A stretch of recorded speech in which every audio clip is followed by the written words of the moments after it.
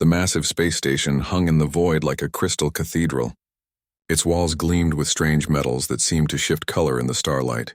Inside the central chamber, 12 alien species sat in a perfect circle. They had ruled the galaxy for thousands of years, and today they would decide the fate of humanity. Taemin Park stood in the center of the circle. He was the only human in a room full of beings that looked like living nightmares. Some had too many eyes. Others had skin like molten rock. The creature directly in front of him looked like it was made of living crystal, its voice echoing from everywhere at once. "The human speaks for his species," the crystal being said. Its name was Veltar, and it led the Galactic Council. "He will listen to our judgment." Taemin had been Earth's ambassador for 3 years. He had learned their languages and their customs. He had tried to make them understand that humans were not the monsters they believed. But looking at their cold faces now, he knew he had failed. "The Council has watched your species for 50 of your years," Veltar continued. "We have seen enough. Humans are dangerous. You fight too much. You change too quickly. You ask too many questions." A creature that looked like a walking tree spoke next. Its voice sounded like wind through leaves. "Other species learned to live in peace. They accepted guidance. Humans refused to listen. You spread to 17 worlds in just 30 years, added a being covered in scales. No species expand so fast. It is not natural." Taemin wanted to argue, but he stayed quiet. These beings had weapons that could destroy stars. Earth had barely learned to travel between planets. He was here to listen, not to fight. Veltar raised one of its crystal arms. "The Council offers humanity a choice. You will stop expanding beyond your home system. You will accept genetic modification to remove your aggressive tendencies. You will become peaceful like the other species we guide. And if we refuse," Taemin asked, "then you will be corrected by force." The words hit Taemin like ice water. He had heard rumors about species that had been corrected. They became shadows of what they once were. Their people lost all creativity and drive. They became servants. "How long do we have to decide?" "1 standard year," Veltar said. "Use this time wisely." The meeting ended, and Taemin was escorted back to his small ship. As he flew away from the station, he sent an encrypted message to Earth. The words were simple. "The wolf is at the door." On Luna Base, Captain Hee-Jin Kim received the message while reviewing defense reports. She had been expecting this day for months. Intelligence suggested the Council was growing impatient with human expansion. But hearing it confirmed still felt like a punch to the stomach. She called Admiral Sung-Ho Choi immediately. The old man listened to her report without speaking. When she finished, he was quiet for a long time. "How many ships do we have?" he finally asked. "In the entire fleet? Maybe 300 combat vessels, plus about 1,000 civilian ships that could be armed." "And they have?" "Thousands, maybe tens of thousands. And their technology is centuries ahead of ours." Admiral Choi rubbed his tired eyes. He had spent his whole life preparing Earth's defenses, but he had always known this day might come. "Send the code word to all colonies. Operation Seed Pod is now active." Operation Seed Pod was Earth's secret plan for the worst-case scenario. Every human world would begin preparing for evacuation. Critical supplies would be stockpiled. Population centers would be mapped for rapid exodus. While Captain Kim sent the orders, Dr. Woo-Sung Lee was working late in his laboratory on Earth. He was studying alien genetic samples that Earth had collected over the years. Something had been bothering him about the Council species. They were all so different, yet they all seemed incomplete somehow. Tonight he finally found what he was looking for. Hidden in the genetic codes were signs of massive alterations. These species had not evolved naturally. Someone had changed them, removing certain traits and adding others. Dr. Lee pulled up files on species that had opposed the Council in the past. The pattern was always the same. First came demands for genetic modification, then came war, then came silence. The species that survived were no longer the same as before. His hands shook as he realized the truth. The Council did not just want to control humanity. They wanted to remake humanity entirely. They wanted to turn humans into something else, something obedient and weak. He immediately called Director Mi Young-yoon at Earth's Research Division. "We need to talk," he said. "And we need to start Project Exodus tonight." Project Exodus had been a theoretical study of deep space exploration. But Dr. Lee now realized it might be humanity's only hope. If Earth was going to fall, then humanity needed to survive somewhere else. Somewhere far beyond the Council's reach. Across the solar system, word spread quietly. Earth's leaders met in secret sessions. Colony governors received coded messages. Ship captains found new orders waiting for them. The message was always the same: prepare for the worst, but hope for the best. In his apartment overlooking the Pacific Ocean, Taman Park sat staring at the stars. Tomorrow he would address the United Earth Council. He would tell them about the ultimatum. He would watch their faces as they realized that humanity's golden age of expansion was over. But tonight, he allowed himself to remember what it felt like to be human, to dream big dreams and take crazy risks, to push boundaries and ask dangerous questions. The Council saw these traits as flaws. They thought humanity's curiosity and aggression made them dangerous. But Taman wondered if these same traits might also make humanity impossible to destroy. He thought about all the human colonies scattered across 17 worlds. Miners on asteroid stations, researchers on ice planets, families building new lives under alien suns. The Council wanted to put all of that in a cage. Taman smiled grimly. They clearly did not understand humans very well. A year seemed like a long time, but he knew it would pass quickly. Earth would use every day to prepare, and when the time came, humanity would give the Council an answer they would never forget. The stars looked back at him, cold and distant. Somewhere among them, alien fleets were probably already preparing for war, but humanity had surprised the galaxy before. They would do it again. The first Council ship appeared at the edge of the solar system exactly 1 year after their ultimatum. It was black as space itself and larger than any city on Earth. Behind it came others, dozens of them, moving in perfect formation toward humanity's home. Colonel Jinwoo Nam watched the approaching fleet from the command center on Luna Base. Earth had spent the year preparing, but seeing the enemy ship still made his stomach drop. Each Council vessel could probably destroy Earth's entire defense force alone. All civilian ships, begin evacuation sequence, he broadcast to the thousands of vessels waiting throughout the solar system. Military units begin delaying actions. Make them work for every inch. On Earth, families had been saying goodbye for weeks. The lucky ones had spots on evacuation ships. The rest would have to trust that Earth's hastily built shelter systems could protect them. Everyone knew the truth that no one wanted to say out loud. Most people on Earth would not survive what was coming. Commander Sora Bay piloted her ship New Hope away from Earth orbit. Behind her followed 200 civilian vessels packed with refugees. Her destination was the Galactic Rim, far beyond any mapped Council territory. The journey would take months and many of her people might not survive the trip.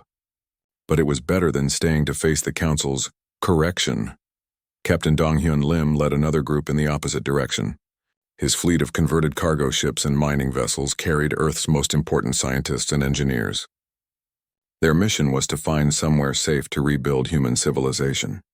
They had food for 6 months and hope for a lifetime. The Council ships moved steadily toward Earth, ignoring the small human fleets fleeing in all directions. They had come for the planet itself, not to chase scattered refugees. Their weapons reached out across impossible distances, turning Earth's orbital defenses into clouds of glowing gas. Admiral Sung-ho Choi commanded the defense from his flagship Defiance. He knew he could not win, but he could buy time for more civilians to escape. His ships darted between the massive Council vessels like insects attacking giants. Target their weapon ports, he ordered. Make them think we're a real threat. The human weapons barely scratched the Council ship's shields, but the aliens responded anyway. Beams of pure energy reached out to swat the human vessels like flies. The Defiance twisted and dodged, its hull glowing from near misses. Professor Young-Suk Han worked frantically in Earth's central archives, downloading humanity's entire cultural and scientific heritage into quantum storage cores. Art, music, literature, scientific discoveries, historical records. Everything that made humanity human was compressed into devices no larger than a person's fist. How much longer? Asked engineer Kyungmin Oh as he loaded the storage cores onto the last evacuation shuttle. 5 more minutes, Professor Han replied, her fingers flying over the controls. I need 5 more minutes. Outside, the sky was beginning to glow as Council weapons struck Earth's atmosphere. The planet's military satellites were already gone. The defense platforms around Luna were burning wreckage. Soon the ships themselves would be gone too. Time's up, Kyungmin said, grabbing the professor's arm. We have to go now. They ran for the shuttle as the building shook around them.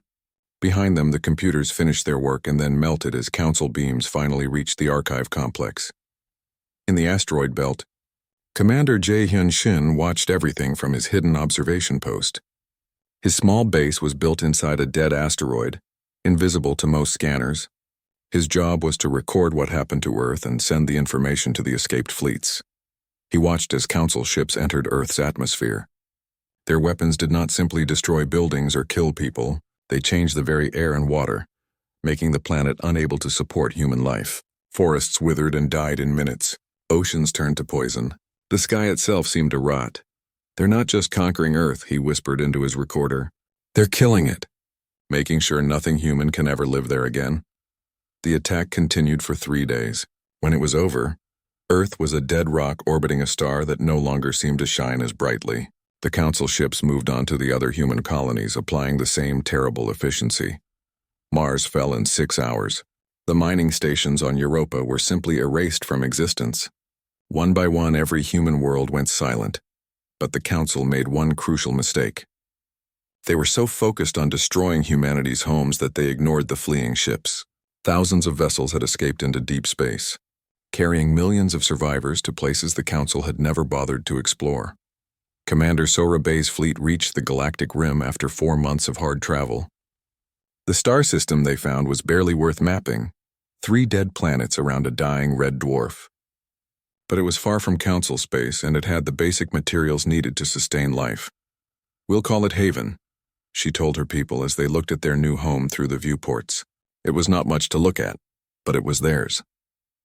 Captain Dong-hyun Lim's group found refuge in a system with an unstable star.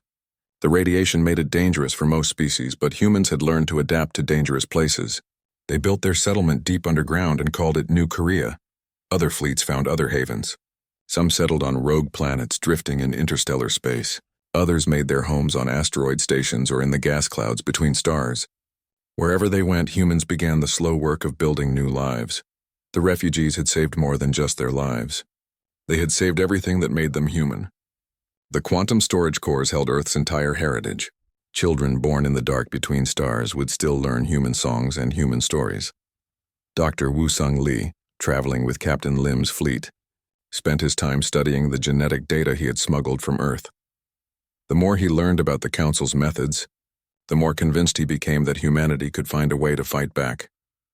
"They think they've won," he told Captain Lim one day as they watched their new settlement take shape. "But they don't understand us at all. Humans don't break easily. We adapt." Years would pass before the scattered human fleets could contact each other again. But Dr. Lee was right about one thing. Humans did not break easily. In fact, some things only grew stronger when they were scattered to the wind. The Council had destroyed humanity's worlds, but they had also freed humanity from the need to defend those worlds. Now humans could focus on something else entirely. Now they could focus on revenge. Deep in his hidden asteroid base, Commander Shin continued to watch and record. The council ships had departed, their work complete. But sometimes, late at night, he thought he could see lights moving in Earth's dead atmosphere. Even a poisoned world could not stay empty forever. Something would grow there again. The question was what? 10 years after Earth's destruction, something had changed in the dark spaces beyond the galactic rim. The scattered human settlements were no longer separate communities struggling to survive. They had become something the Council had never seen before. A unified civilization that grew stronger through diversity, rather than weaker through division. Admiral Ji-hoon Lee commanded a fleet that would have amazed the humans who had fled Earth a decade earlier.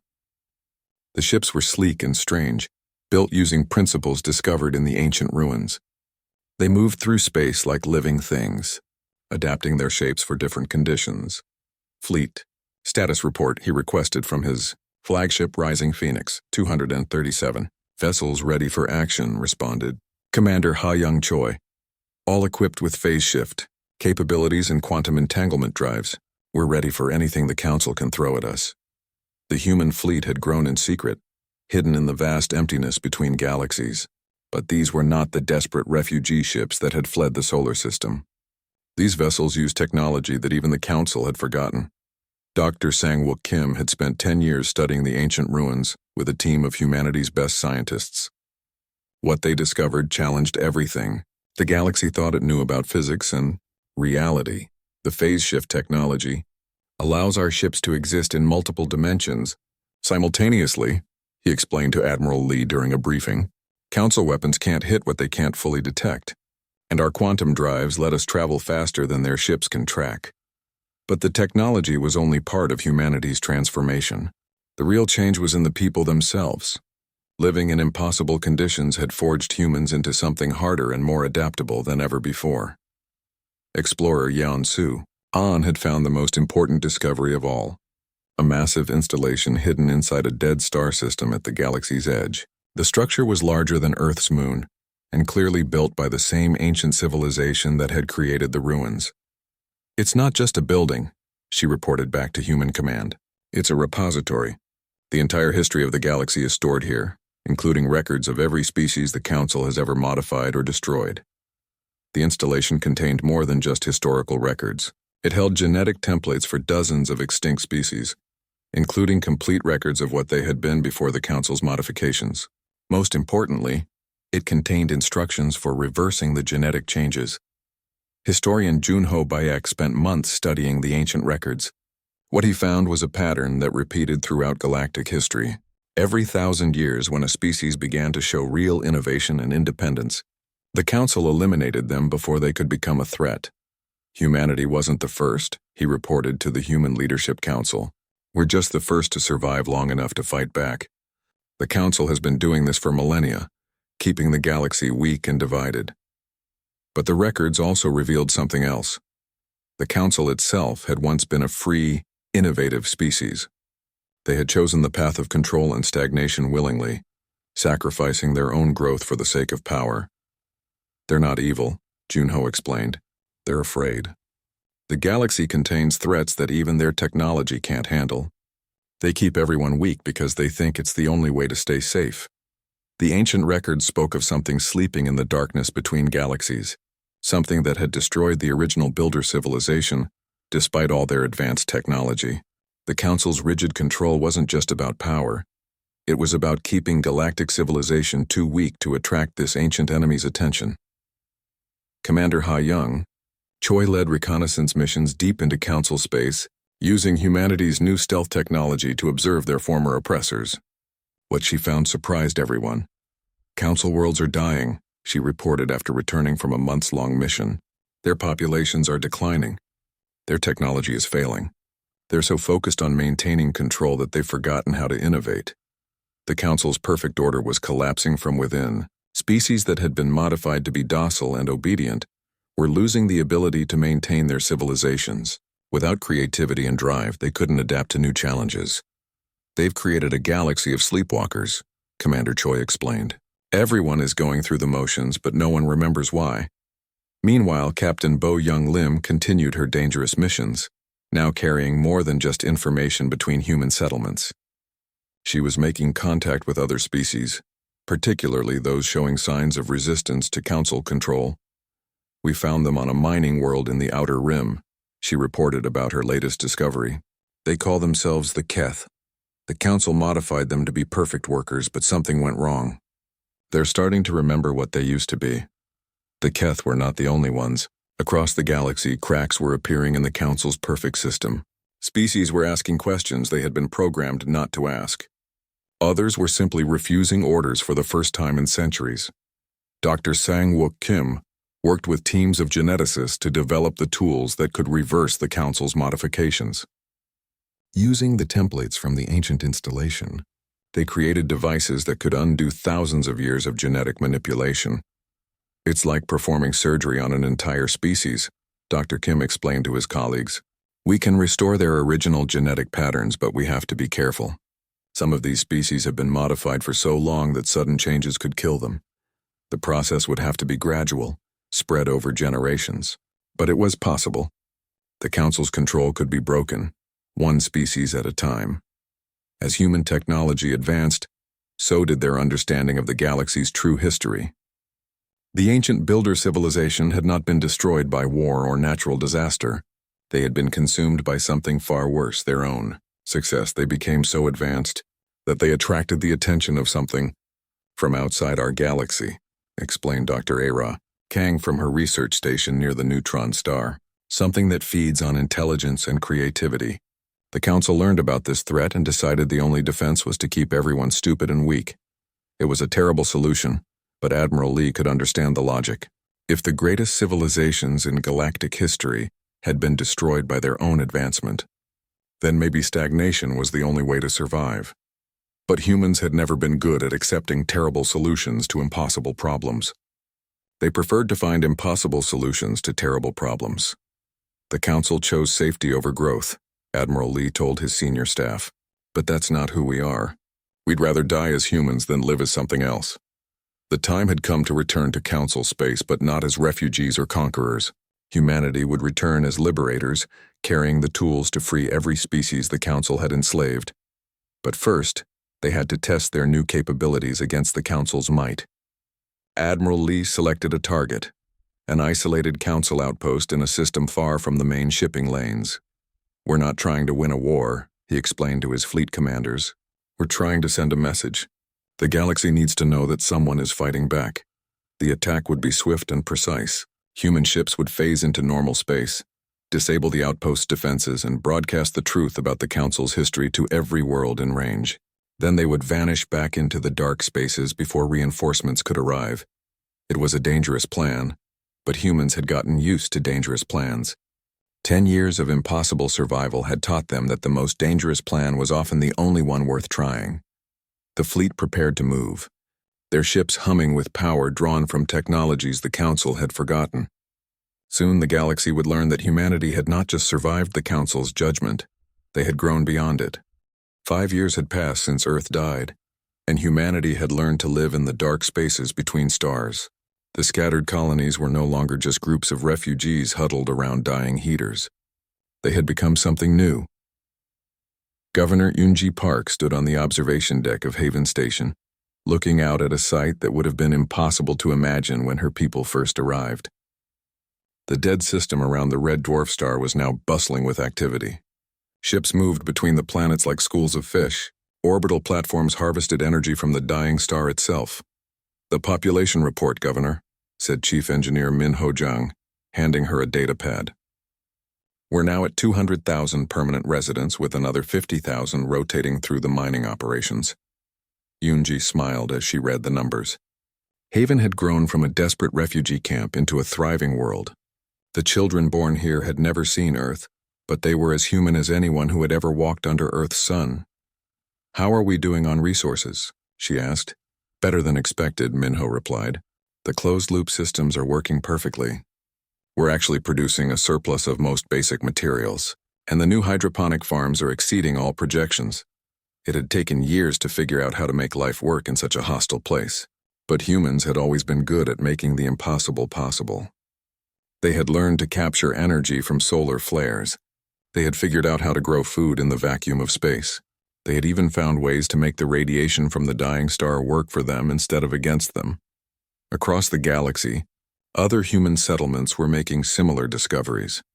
Dr. Ara Kang led a community of scientists who had built their home near a neutron star. The incredible gravitational forces and exotic radiation should have killed them all.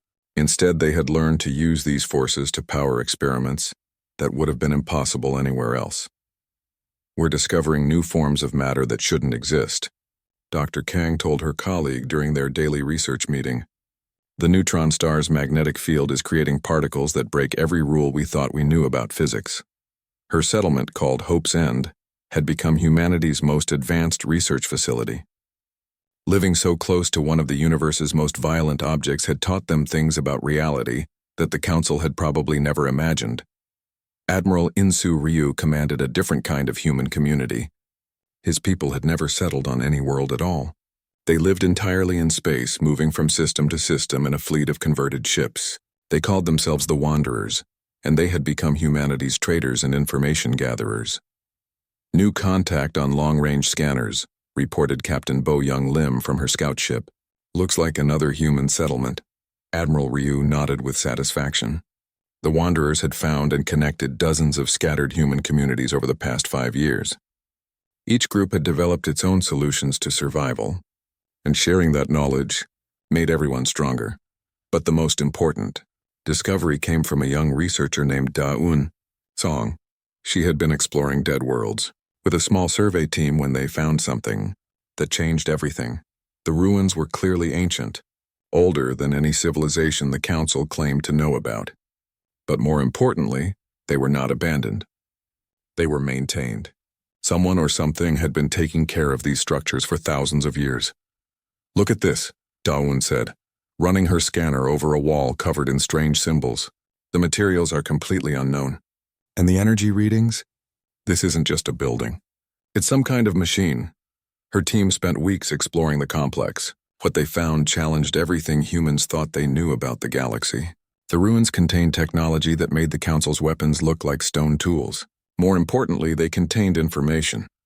"These aren't just ruins," Da-un reported to the other human settlements. "They're a library. And according to what I can read, the Council isn't the first civilization to rule the galaxy. They're not even the second." The data she found told an incredible story. The galaxy had seen many ruling civilizations rise and fall. Each one had eventually grown stagnant and weak. Each one had been replaced by something newer and stronger. But the Council was different. Instead of being replaced, they had learned to prevent change itself. They had developed a system for keeping other species weak and dependent. They had turned the galaxy into a museum, where nothing new could ever happen. "That's why they want to change us," Da-un explained in her broadcasts to other human settlements. "We're not the first species to resist them, but every other species that tried was eventually broken or destroyed. They've been doing this for thousands of years." Captain Bo Young Lim carried Da-un's discoveries from settlement to settlement. Her small, fast ship was one of the few vessels that could travel safely between human communities without being detected by Council patrols. The other settlements need to hear this, she told Admiral Ryu as she prepared for another dangerous run. "If we're going to survive, we need to work together." It was dangerous work. Council scout ships still patrolled the galactic rim, looking for any signs of human activity. But Bo Young had learned to read space like an old sailor reading the sea. She knew where the patrols went and how to avoid them. Intelligence Officer Hyun-Soo Park had established a network for gathering information about Council movements. His people had infiltrated trading posts and observation stations throughout Council space. What they learned was disturbing but also encouraging. "The Council is having problems," he reported during a secret meeting of human leaders. "Their client species are becoming restless. Some are asking questions they're not supposed to ask. Others are simply refusing orders." The destruction of humanity had sent ripples throughout the galaxy. Other species had watched Earth burn and wondered if they might be next. The Council's perfect order was starting to crack. "There's something else," Hyun-Soo continued. "Council ship production has dropped significantly over the past 3 years. Some of their client species are refusing to provide materials. Others are experiencing technical difficulties with their manufacturing." It seemed that humanity's defiance had inspired others.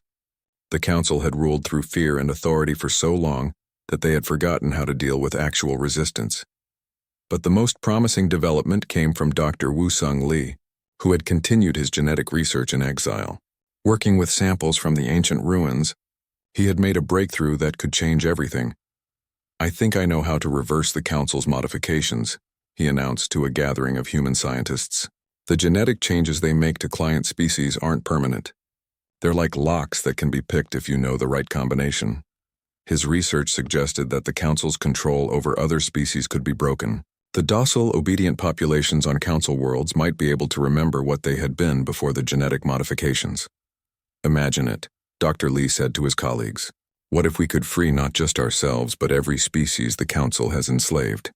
What if we could undo thousands of years of oppression?" It was an ambitious dream, but humans had gotten used to attempting the impossible. 5 years of survival in the galactic wasteland had taught them that the impossible was just another word for difficult. As the 5th anniversary of Earth's destruction approached, the scattered human settlements were no longer just trying to survive. They were planning for something much more ambitious. They were planning to go home, but this time they would not go alone. And this time they would not go as refugees. This time they would go as liberators. 15 years after Earth's destruction, A fleet emerged from the darkness between galaxies that defied every law the Council thought they understood. The ships moved like liquid metal given form, shifting and flowing through space in patterns that hurt to watch. They appeared on Council sensors and then vanished, only to reappear somewhere else entirely. Fleet Admiral Tae-young Seo stood on the bridge of his flagship Earth Reborn, watching as his scouts reported from across the galaxy. The human fleet had grown beyond anything the original refugees could have imagined. But more importantly, it was no longer just human. "Status report from all Liberation fleets," he requested. Captain Sujin Hong's voice came through from the Outer Rim territories. "The Keth mining worlds are fully liberated. Their original genetic patterns have been restored. They're asking permission to join the fleet," Commander Wan-Ho Park reported from the core worlds. 3 more Council client species have requested genetic restoration. The Council's response fleets are having trouble keeping up with the pace of liberation. What the Council faced was unlike anything in their thousands of years of rule. This was not a traditional invasion or rebellion. This was something much more dangerous. It was an awakening. Dr. Gumja Lee had perfected the art of information warfare. Her broadcasts spread across the galaxy like wildfire, carrying the truth about the Council's history and the genetic modifications imposed on client species. "People of the galaxy," her voice echoed on every communication channel, "you have been living a lie. The Council did not save you from chaos. They created the chaos to control you. But today we offer you a choice. Remember who you were, or continue living as their slaves." The broadcasts were accompanied by genetic restoration templates, allowing any species to begin reversing the Council's modifications on their own. But more importantly, they carried hope, proof that resistance was possible. The Council's response was swift and brutal, but their weapons proved useless against human technology. Admiral Sung Min Yu led the assault on Nexus Prime, the Council's central command station, while fleets of liberated species disabled Council forces across the galaxy. "Phase shift engaged," reported Commander Haewon Cho as her strike team approached the massive station. "Council weapons are passing right through us. They can't hit what exists in multiple dimensions simultaneously." The battle for Nexus Prime was not fought with conventional weapons. Human teams phased through the station's defenses and appeared directly inside critical systems. But their target was not the station's weapons or shields. It was the central control nexus that maintained the genetic suppression of billions of beings across the galaxy. "We're in the quantum control chamber," Captain Haewon reported as her team materialized inside the station's most protected area. "Beginning shutdown of the suppression network." What they found there horrified even the hardened human soldiers. The control nexus was not a machine. It was a living Council member, permanently connected to quantum computers that monitored and controlled the genetic patterns of every modified species in the galaxy. "Please," the being whispered as the humans approached. "You don't understand. We had no choice. The darkness comes for those who advance too far. We kept everyone safe by keeping them weak. But humanity had learned about the darkness from the ancient records. They knew about the threat that lurked between galaxies, feeding on intelligence and innovation. Unlike the Council, however, humans had decided that some things were worth risking everything to preserve." "We know about the threat," Captain Haewon replied as her team began disconnecting the suppression systems. "But we'd rather face it as free beings than hide from it as slaves." The shutdown of the suppression network sent shockwaves across the galaxy. On thousands of worlds, beings who had lived their entire lives in genetic servitude suddenly began to remember. Memory after memory flooded back. Not just personal memories, but racial memories of what their species had been before the Council's intervention. The awakening was not gentle. Some beings could not handle the sudden return of emotions and drives that had been suppressed for generations. Others found themselves overwhelmed by the creativity and ambition that had been locked away in their genes. But for most, it was like waking up from a nightmare that had lasted thousands of years. On the former mining world of Keth Prime, beings who had spent their lives as docile workers suddenly remembered that they had once been explorers and artists. Their hands, modified for endless labor, began creating beautiful sculptures from the very materials they had been forced to mine. The Velnari, a species that had been modified to be perfect servants, rediscovered their gift for mathematics and science. Within days of their liberation, they had improved upon human quantum drive technology. The crystal beings of the hegemony, including Veltar himself, found themselves remembering emotions they had not felt in millennia. For the first time in thousands of years, they wept, both for what they had lost and for what they had done to others. "We thought we were protecting the galaxy," Veltar transmitted to Admiral Seo as Council resistance crumbled across known space. "But we were only protecting our own fear." The liberation of the galaxy proceeded faster than anyone had imagined possible. Species after species threw off their genetic chains and joined the growing alliance of free peoples. The Council's perfect order collapsed like a house built on sand. But victory came with a sobering realization. The ancient installations began detecting movement in the darkness between galaxies. The darkness that had destroyed the original builders was stirring, drawn by the sudden explosion of innovation and creativity across the galaxy. President Jiwoo Kim of the New Galactic Federation stood in the rebuilt halls of New Geneva, looking out at a galaxy transformed. Ships from hundreds of different species filled the space around Earth's restored orbital platforms. The planet itself was still scarred from the Council's attack, but life was returning. "The restoration of Earth is proceeding ahead of schedule," reported Chief Engineer Minho Zhang. "The atmospheric processors are working perfectly, and the first permanent settlements should be ready within the year." But even as they celebrated their victory, humanity's leaders knew that their greatest challenge lay ahead. The darkness between galaxies was moving, drawn by the beacon of galactic civilization that had suddenly blazed to life. "How long do we have?" President Kim asked the assembled scientists and military leaders. Dr. Sang-Wook Kim, now leading the Federation's research into ancient technologies, studied the sensor readings from the deep space monitoring stations. "Based on the movement patterns we're detecting, maybe 50 years. Perhaps less if our rate of technological advancement continues to accelerate." It was both a terrifying and an exhilarating prospect. For the first time in thousands of years, the galaxy was truly alive, growing, changing, advancing at a rate that had not been seen since the ancient builders reached for the stars. But with that growth came danger.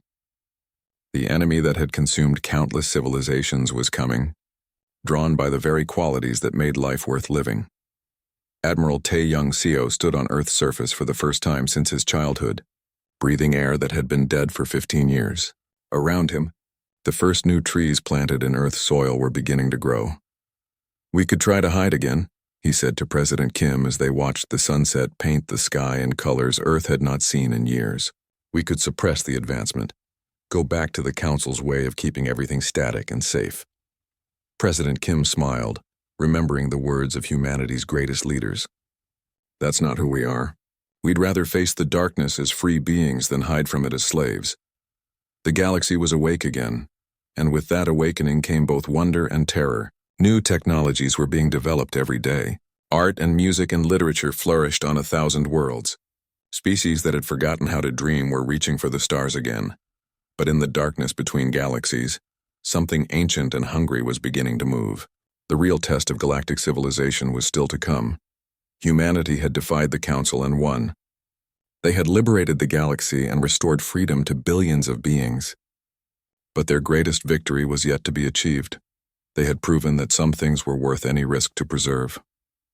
Now they would have to prove that those things were worth any price to defend. The stars themselves seemed to burn brighter as the galaxy prepared for its ultimate test. And at the center of it all, on a blue world that had died and been reborn, humanity looked up at those stars and smiled. They were home. They were free, and they were ready for whatever came next.